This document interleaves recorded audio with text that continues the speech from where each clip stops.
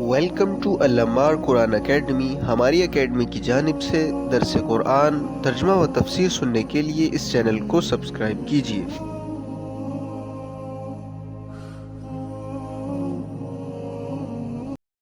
الحمد للہ رب العالمین، اما بعد فاعوذ باللہ من الشیطان الرجیم، بسم اللہ الرحمن الرحیم۔ یسألونک عن الاہلہ، لفظی ترجمہ، یسألونک سوال کرتے ہیں تجھ سے، عن الاہلہ چاند کے بارے میں، قل کہہ دے، ہیا یہ جو چاند ہے، مواقیت للناس لوگوں کے وقت پہچاننے کے لیے ہے، والحج اور حج کے لیے، ولیس البر اور نیکی ہے اور نہیں ہے نیکی، بأن تأتوا البیوت یہ کہ تم آؤ گھروں میں، من ظہورہا ان کے عقب سے نقب لگا کر، ولیکن البر اور لیکن نیکی، من اتقى اس شخص کی ہے جو ڈرتا رہا، وَأْتُوا الْبُيُوتَ مِنْ أَبْوَابِهَا اور آؤ تم اپنے گھروں میں ان کے دروازوں سے، وَاتَّقُوا اللَّهَ اور اللہ تعالیٰ سے ڈرو، لَعَلَّكُمْ تُفْلِحُونَ تاکہ تم فلاح پا جاؤ، وَقَاتِلُوا اور لڑو، فِي سَبِيلِ اللَّهِ اللہ تعالیٰ کے راستے میں، الَّذِينَ يُقَاتِلُونَكُمْ ان لوگوں سے جو تمہارے ساتھ لڑتے ہیں، وَلَا تَعْتَدُوا إِنَّ اللَّهَ اور تم تجاوز نہ کرو، بے شک اللہ تعالیٰ لا يحب المعتدین نہیں محبت کرتے تجاوز کرنے والوں سے، وَاقْتُلُوهُمْ اور قتل کرو تم ان کو، حیث ثقفتموہم جس جگہ تم ان کو پاؤ، وَأَخْرِجُوهُمْ اور نکالو تم ان کو، من حیث اخرجوکم جس جگہ سے انہوں نے تمہیں نکالا ہے، وَالْفِتْنَةُ أَشَدُّ مِنَ الْقَتْلِ اور فتنہ زیادہ سخت ہے قتل سے، وَلَا تُقَاتِلُوهُمْ اور نہ لڑو تم ان سے، عند المسجد الحرام مسجد حرام کے پاس، حتی یقاتلوکم فیہ یہاں تک کہ وہ تم سے لڑے اس میں، فَإِن قَاتَلُوكُمْ پس اگر وہ لڑے تمہارے ساتھ، فَاقْتُلُوهُمْ پس تم ان کو قتل کرو، كَذَلِكَ جَزَاءُ الْكَافِرِينَ اسی طرح بدلہ ہے کافروں کا، فَإِنِ انتهوا پس اگر وہ کفر اور شرک سے باز آ جائیں، فَإِنَّ اللَّهَ غَفُورٌ رَحِيمٌ بس بے شک اللہ تعالیٰ بخشنے والے مہربان، وَقَاتِلُوهُمْ اور لڑو تم ان کے ساتھ، حَتَّى لَا تَكُونَ فِتْنَةٌ یہاں تک کہ فتنہ باقی نہ رہے، وَيَكُونَ الدِّينُ لِلَّهِ اور ہو جائے دین اللہ تعالیٰ کا، فَإِنِ انتهوا پس اگر وہ باز آ جائے، فَلَا عُدْوَانَ پس نہیں ہے زیادتی، إِلَّا عَلَى الظَّالِمِينَ مگر ظالموں پر۔ یہاں قرآن کے اندر ایک بات سمجھائی گئی ہے، نظام شمسی اور قمری کے بارے میں جو ہے وہ بتایا گیا ہے، چاند کے بارے میں بات کی گئی ہے نا، قمری مہینوں کے بارے میں بات کی گئی ہے۔ دنیا میں دو قسم کے حساب چلتے ہیں، ایک شمسی اعتبار سے ہوتا ہے، دوسرا قمری اعتبار سے ہوتا ہے۔ جو حساب قمری اعتبار سے ہوتا ہے وہ جب نیا چاند نظر آتا ہے مہینہ شروع ہو جاتا ہے، اور جب چاند ختم ہو جاتا ہے مہینہ ختم ہو جاتا ہے،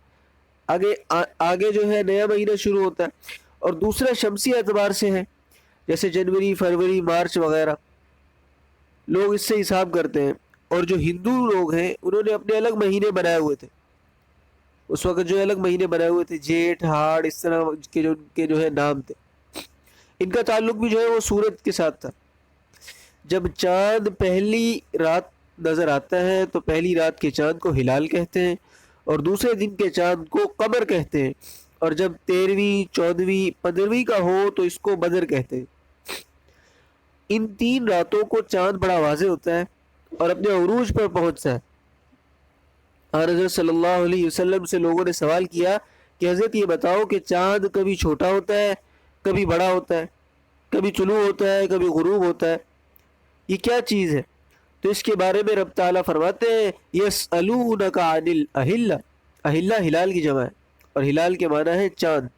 تو یسألونک عن الاہلہ یہ تم سے سوال کرتے ہیں، اللہ پاک نے ہمارے نبی سے فرمایا یہ تم سے سوال کرتے ہیں ان چاندوں کے بارے میں کہ ہر مہینہ چاند چڑھاتا ہے، کبھی بڑا کبھی چھوٹا ہوتا ہے، یہ کیا قصہ ہے؟ قل ہی مواقیت، یہ مواقیت میقات کی جمع ہے، اور میقات سے جو ہے اس آلے کو کہتے ہیں جس سے وقت کی شناخت ہو. یہ وقت کی شناخت کے آلات ہیں، یعنی ان کے ذریعے سے وقت کی شناخت ہوتی ہے للناس، لوگوں کے واسطے. ان کے ذریعے لوگ عبادات کے اوقات پہچانتے ہیں. مثلا روزہ ہے وہ بھی اسی سے وابستہ ہے، اور حج کا ذکر تو صراحتاً موجود ہے، والحج، اور حج بھی اس کے ساتھ وابستہ ہے. اسی طرح عورتوں کی جو عدت ہے وہ بھی چاند سے وابستہ ہے. چاند کے حساب سے ہی لوگ اپنا لینا جو ہے وہ دینا کرتے ہیں. زکوٰۃ جو ہے وہ قمری حساب سے دینا چاہیے. پھر اسی طرح زکوٰۃ کی ادائیگی جو ہے وہ بھی چاند سے وابستہ ہے. بارہا یہ مسئلہ عرض کیا کہ تم اپنی زکوٰۃ کا حساب چاند کے سال کے ساتھ کرو، کیونکہ جو دوسرا حساب ہے اس لحاظ سے 35-36 سالوں کے بعد چاند کا ایک سال بڑھ جاتا ہے، تو 70-72 سالوں میں چاند کے 2 سال بڑھ جائیں گے، اور شمسی جو ہے وہ کم ہو جائیں گے. کئی اللہ تعالیٰ کے نیک بندے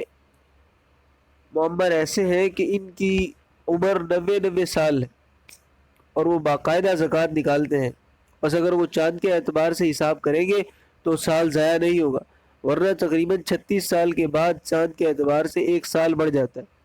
تو ایک سال کی زکوٰۃ رہ جائے گی. لہٰذا زکوٰۃ جو ہے وہ چاند کے سال کے حساب سے دینی چاہیے. مثال کے طور پر یکم رمضان کو جو ہے آپ کا سال ختم ہوتا ہے، یا یکم شوال کو ختم ہوتا ہے، تو ہر سال اس وقت ادا کیا کریں، کیونکہ اللہ تعالیٰ سب کو مال ایک ہی مہینے میں نہیں دیتے. کسی کو کسی مہینے میں ملا، کسی کو کسی مہینے میں، تو جس کو اس مہینے میں ملا وہ اسی مہینے میں اگلے سال صاحب نصاب ہوگا اور اسی مہینے کے اعتبار سے زکوٰۃ نکالے گا. اسی واسطے زکوٰۃ کے لیے شریعت نے کوئی مہینہ جو ہے وہ مقرر نہیں کیا، اسی واسطے کہ مال کے ہاتھ لگنے کا کوئی وقت مقرر نہیں ہے. اسی لیے مسئلہ یاد رکھیں کہ جب اتنا مال آپ کے پاس آ جائے جس کی مالیت 52.5 تولے چاندی بنتی ہو، جو اور اس شخص پر جو ہے قرض بھی نہ ہو اور گھر کی ضرورتیں بھی پوری ہیں، اب یہ شخص صاحب نصاب ہو گیا ہے، تو اس کو چاہیے کہ وہ تاریخ نوٹ کرے، فلاں مہینے کی فلاں تاریخ کو میرے پاس 52.5 تولے چاندی کی مالیت کی رقم ہو گئی ہے، تو آئندہ سال اسی تاریخ کو سال مکمل ہوگا، بس اس وقت زکوٰۃ ادا کر دیں. تو زکوٰۃ ادا کرنے کے لیے کوئی مہینہ شریعت کی طرف سے مقرر نہیں ہے، نہ رمضان کا نہ رجب کا. تو فرمایا یہ آپ سے سوال کرتے ہیں عن الاہل، چاند کے بارے میں، کہ یہ کبھی چھوٹا ہوتا ہے کبھی بڑا ہوتا ہے، یہ کیا قصہ ہے، یہ ایسا کیوں ہوتا ہے؟ قل ہی مواقیت، آپ فرما دیں کہ یہ وقت کی شناخت کے آلے ہیں، للناس، لوگوں کے لیے، اور حج بھی اسی کے ساتھ وابستہ ہے کہ جب ذی الحجہ کا چاند ہو تو حج کے دن آ گئے. 9ویں تاریخ کو عرفات میں پہنچنا ہے، 10ویں 11ویں 12ویں تاریخ کو رکن کا طواف کرنا ہے، طواف اضافہ، طواف زیارت کرنا ہے. تو یہ چیزیں چاند کے ساتھ وابستہ ہیں. باقی جو نظام شمسی ہے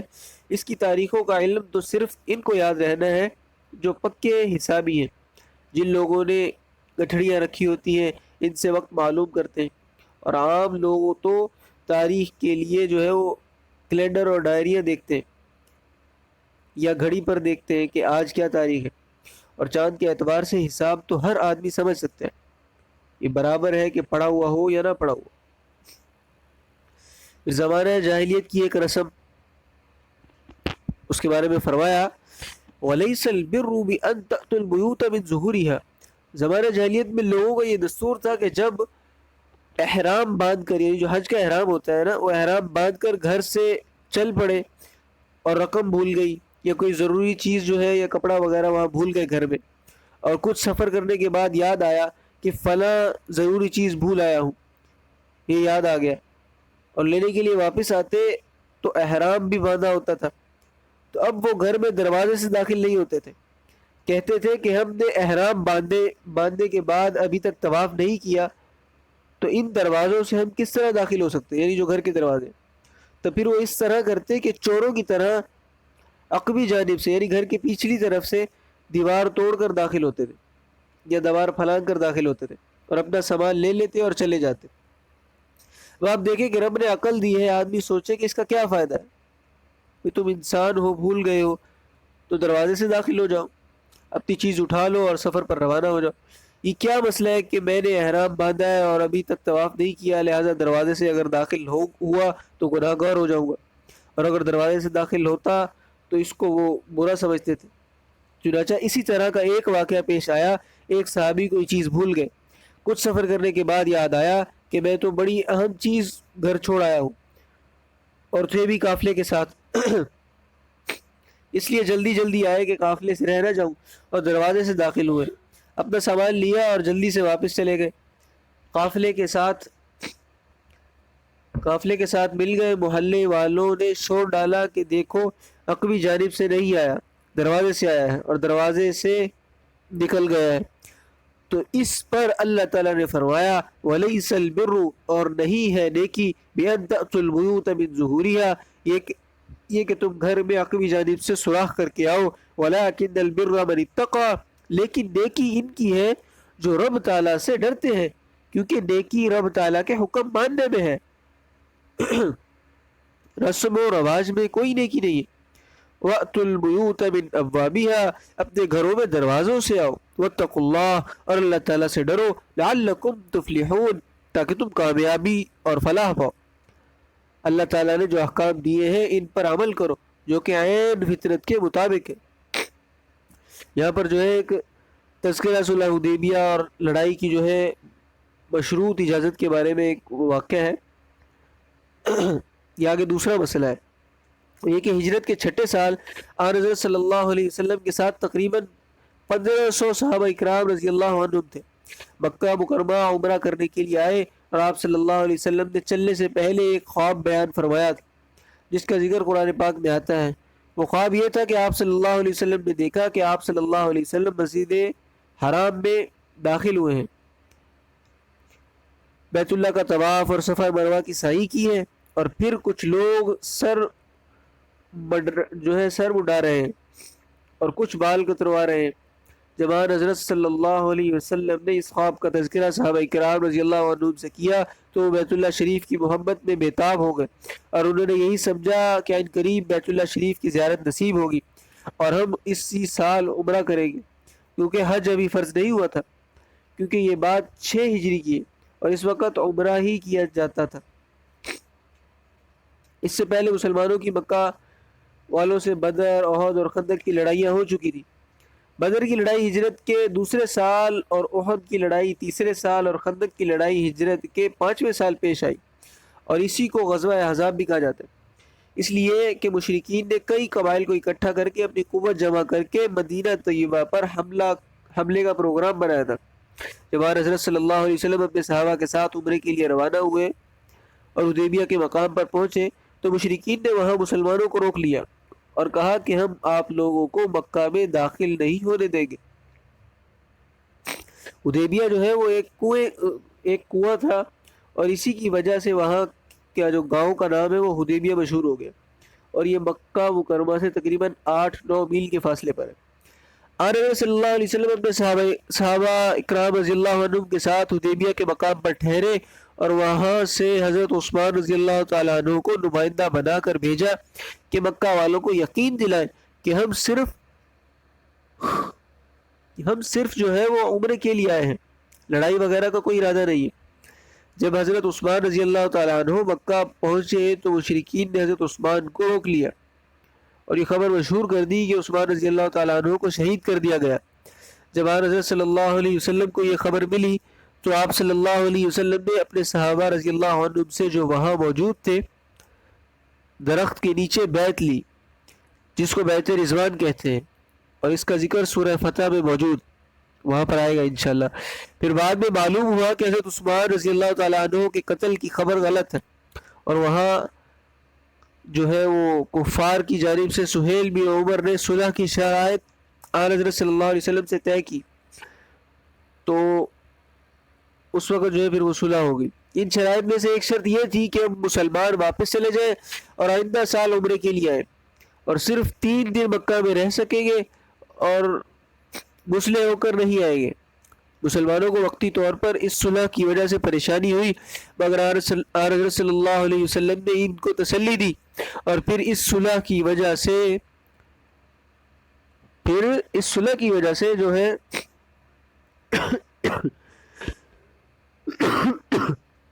پھر اس صلح کی وجہ سے مسلمانوں کو بالآخر جو نتائج حاصل ہوئے وہ مسلمانوں کے حق میں بہت ہی بہتر تھے۔ جب صلح کے بعد آن حضرت صلی اللہ علیہ وسلم نے واپسی کا حکم دیا تو بعض صحابہ کو اشکال ہوا کہ آن حضرت صلی اللہ علیہ وسلم نے تو خواب بیان فرمایا تھا کہ ہم نے طواف کیا ہے اور مکہ میں داخل ہوئے ہیں، حالانکہ ہم تو مکہ میں داخل ہوئے بغیر ہی واپس جا رہے ہیں۔ تو آن حضرت صلی اللہ علیہ وسلم نے فرمایا کیا میں نے یہ کہا تھا کہ ہم اسی سال مکہ میں داخل ہوں گے اور طواف کریں گے؟ سو صحابہ رضی اللہ تعالیٰ عنہم نے کہا کہ اسی سال کے بارے میں تو نہیں فرمایا تھا۔ تو آپ صلی اللہ علیہ وسلم نے فرمایا کہ ضرور وہ دن آئے گا جب خواب پورا ہوگا اور ہم مکہ میں داخل ہو کر طواف کریں گے۔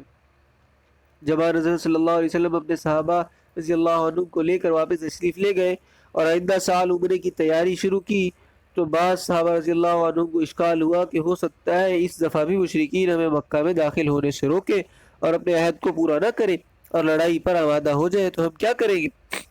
اس لیے کہ ہم تو احرام کی حالت میں ہوں گے اور احرام کی حالت میں لڑائی ممنوع ہے، اور پھر یہ اشہر الحرم حرمت والے مہینوں میں سے ذوالقعدہ حرمت والا مہینہ ہے،